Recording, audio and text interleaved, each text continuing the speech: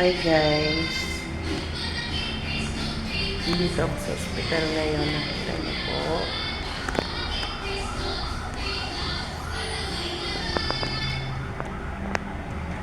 Pangalawang araw ko po sa ospital. Dito yung anak kong babae. Natutulog siya kasi puyat. Kaalis lang po ng asawa ko. Papasok sa trabaho. Na-hospital ako guys kasi kahapon maghapon ako isang araw pala maghapon ako dumumi hanggang madaling araw, pero bago pa mangyari yun nakapag-duty pa ako. Naraos ko naman yung duty ko, tapos pag uwi ayun, dumumi pa rin ako ng dumumi. Kaya kahapon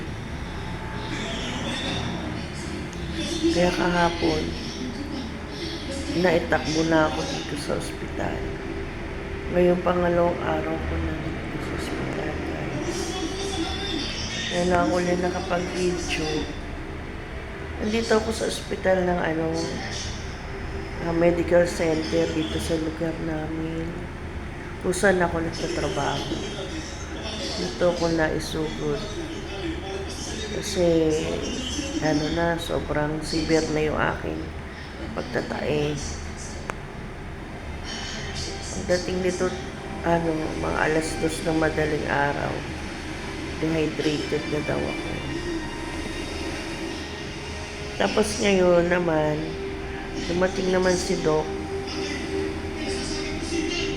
Sabi sa akin mukhang maayos naman yung aking response sa mga gamot na binibigay nila. Nakitaan nila ako ng guys, yung salmonella. Nakukuha yata yun sa pagkain. Lalo na sa manok yata. Kasi naitanong ko yun sa laboratory staff dito sa ospital na kung saan nakukuha yun. Sabi niya sa manok daw, special sa manok yun nakukuha. So ang huli kong kinain yung hash brown, tsaka nagmanok din ako. Parang nag-order ako ng manok, yung goto na may manok.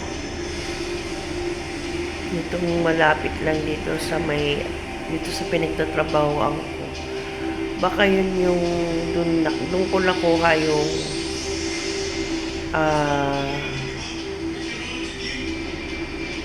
yung salmonella na yun. Basta sa pagkain daw nakukuha yun, pero mostly sa manok.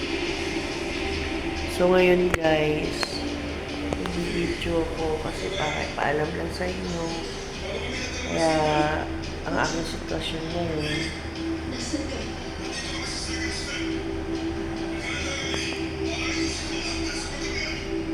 medyo okay naman ang pakiramdam ko.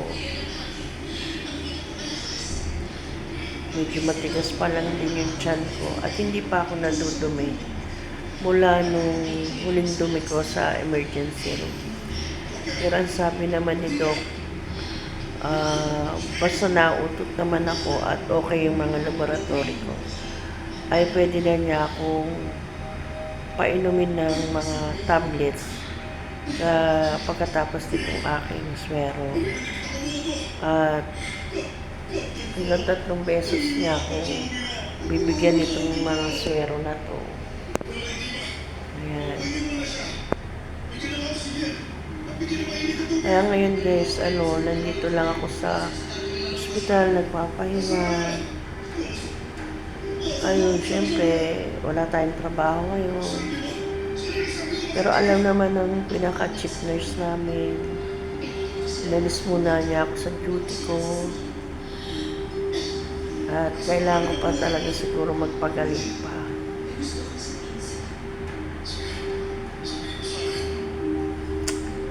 Saya kayo guys, mag-ingat kayo sa mga kinakain niyo. Mahirap magkasakit. Mahirap. Siyempre, yung mga kasama ko rin sa bahay, nadadamay, tulad ng anak ko na yan.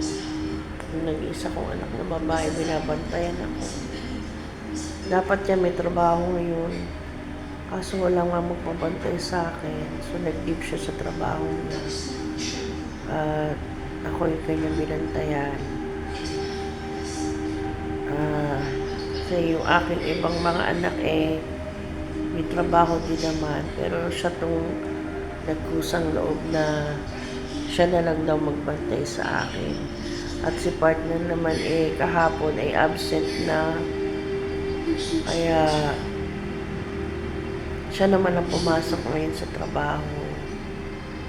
At absent na kasi siya kahapon. So, yun. Sitwasyon natin ngayon. Ito namang na to, itong room ko naman maayos na, makita niyo pa. Ayan, mapakita ko sa inyo. Ayan, may TV ako dyan. May rep. Maayos naman, may cabinet. Ayan guys. Ayan. May drawer. At may maganda naman facilities dito guys. Binigyan ako nung aming admitting dito na maayos na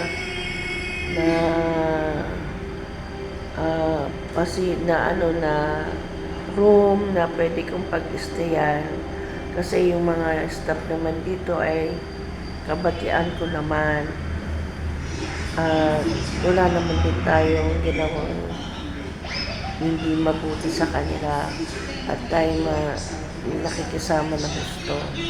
Kaya naman, nung ako ay na-emergency, talagang tinulungan nila ako. Tapos yung dito sa floor naman, kung saan ako naka-assign, yung aking mga kasamahan dito, alagang-alaga naman ako guys. At hindi naman nila ako napapabayaan. Mababait yung mga kasama ko dito sa 5th floor ng San Mateo Medical Center. Mababait sila. Wala akong masabi.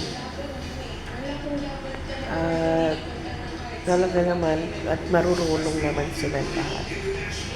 Sa kanila, alam nila yung tinatrabaho nila, alam nila yung trabaho nila. Napakabait nila mga tao. At ayun naman, naalagaan nila ako mabuti. Ayun guys. Ngayong araw na ito, ko alam kung sino yung dadalaw sa akin. Baka yung iba kong mga anak. Kasi yung iba kong anak busy din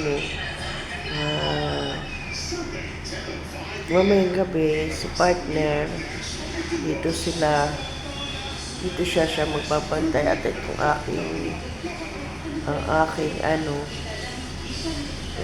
aking nag-iisang babae, siya naman ang uuwi. Ayun. Maigi naman ang mga pagkain dito guys, masarap naman. Maayos nga lang ang aking pagkain yung matabang, low salt, low fat, DM diet ang aking diet guys. Kasi tayo ay diabetic. Pero hindi pa naman tayo umaabot sa nag-i-insulin. Pre-diabetic pa lang tayo, pero wag na tayo umabot doon. Sana makontrol na ng gusto yung aking sugar. Ayun guys, yun ang aking updated sa inyo. So, sana maging maayos na tayo at ako yung makapasok na sa trabaho. Siyempre, wala na rin tayong budget. Kailangan na natin magtrabaho. Kailangan natin magpagaling at magtrabaho para naman tayo may konting pera. Kaya kayo guys, mag-iingat kayo sa mga kinakain nyo lagi. At para hindi kayo matulad sa akin. Ayan. Nakaswero. Ayan, nakaswero tayo ngayon. Para hindi tayo magkasakit. Mag-ingat kayo guys. At susunod naman uli ang aking pag-vlog. Mag-ingat po tayo. Maraming salamat sa inyo guys. Sana huwag kayong magsawang manood sa aking pag-vlog. At nitong mga nakaraang linggo ay hindi nga ako nakakapag-vlog. Sana nga magtuloy-tuloy na itong aking pag-vlog. No? At para maging updated naman kayo sa akin. Maraming salamat sa inyo guys. At mag-iingat kayo lagi. God bless po. Maraming salamat. See you guys. See you next vlog. Ingat po. Maraming salamat po sa inyong lahat. Bye.